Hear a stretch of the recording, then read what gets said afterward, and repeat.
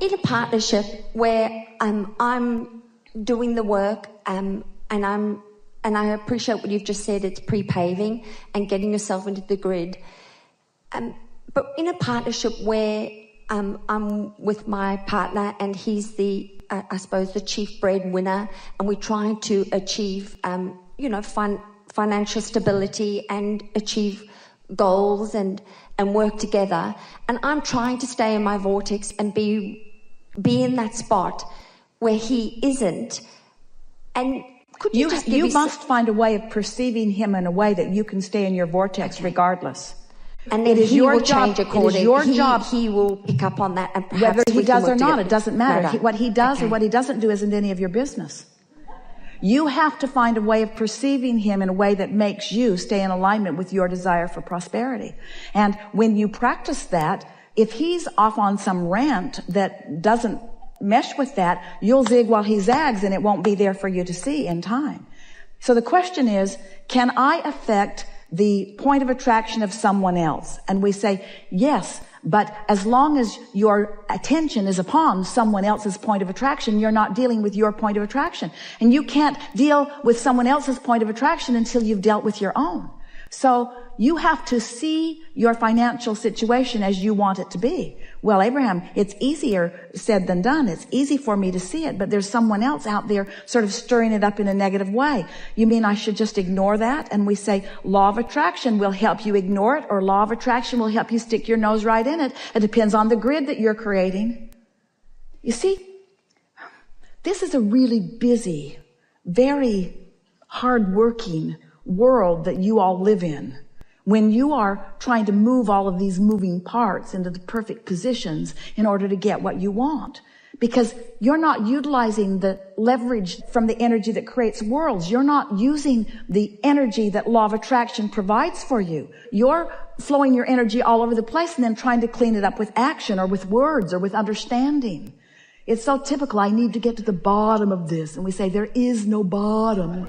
You're not ever going to get to the bottom of it, you see. So when you decide that this is a vibrational universe and that you are a vibrational being, and you decide that you do have the ability to align with prosperity, that you do have the ability to anticipate it and expect it, and that you can practice the thoughts of it regardless of what's being shown to you. Esther had such an interesting experience the other day. We're going to take a minute and tell you because it was so big for her that we think that it will benefit you as well.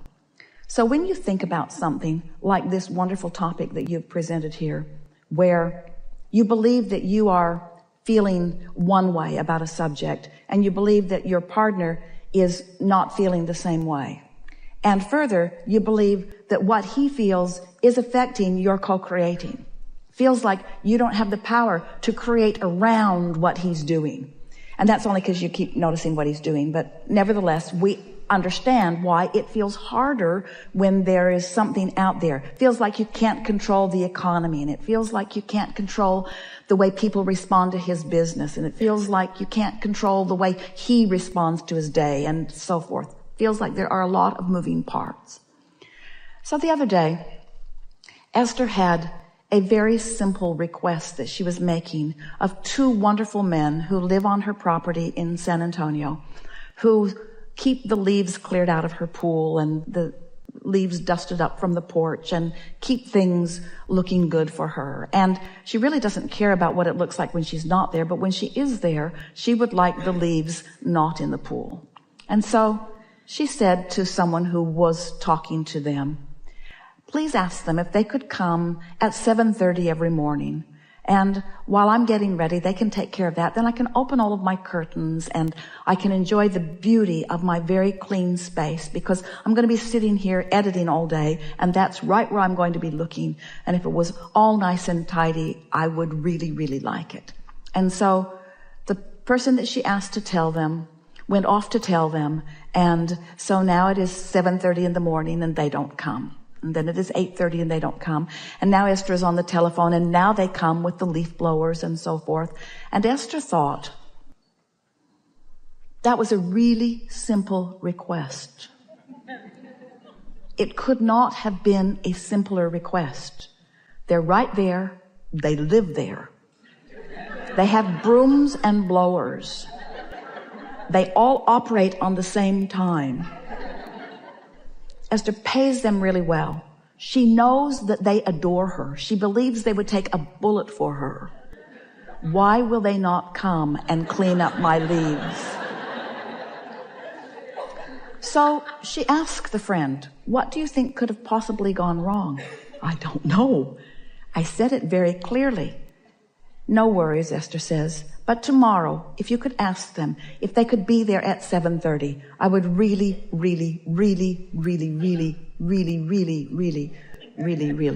more words and volume, really like it.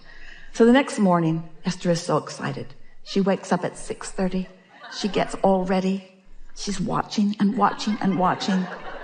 They do not come. They don't come. She can hear the leaf blower off on the other part of the property, far away from where she is.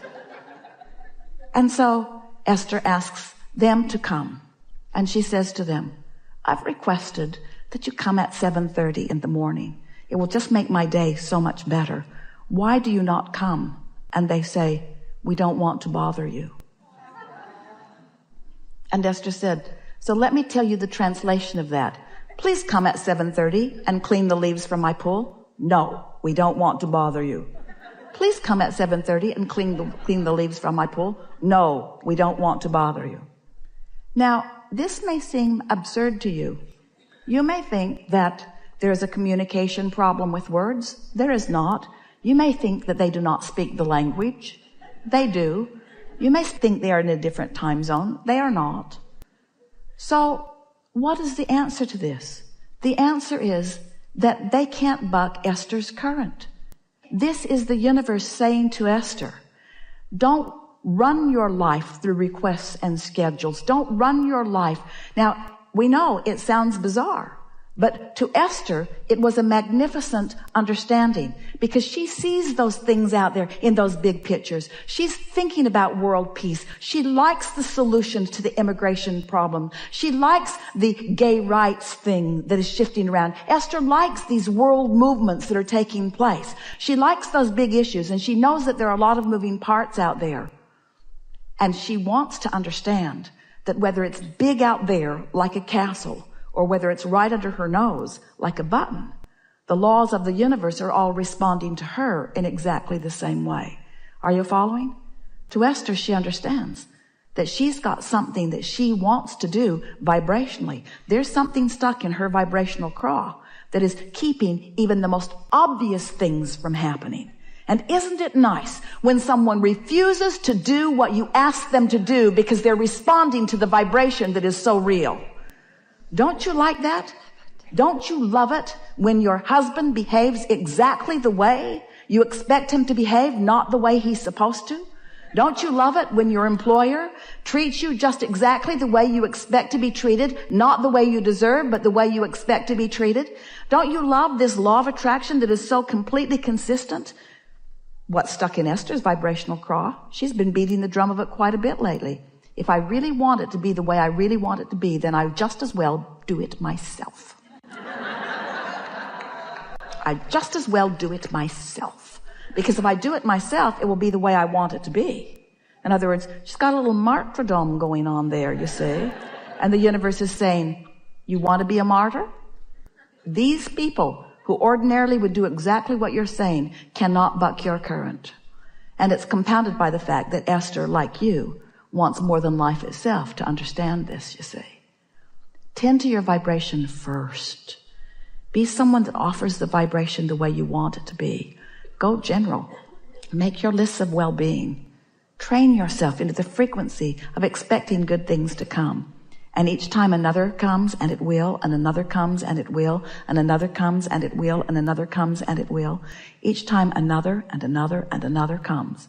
It's just more evidence of your alignment, more evidence of your deliberate presenting of your vibration and of the universe's accurate response to your vibration.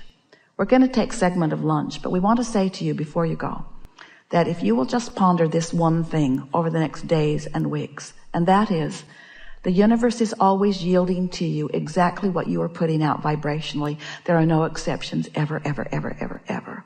And when you get that, then you can let everybody else off the hook. And every relationship you have will become better right away. Because what you're actually doing is taking control of something that you do have control over, which is your own grid, your own point of attraction. And you're releasing your concern for controlling the behaviors of so many others. And what you're going to discover when you begin to control the vibration of your grid and you begin to watch the universal response to it, you'll feel that invincibility that you came to live, that you came to know. We are enjoying this interaction immensely. It's a good time for a segment of food.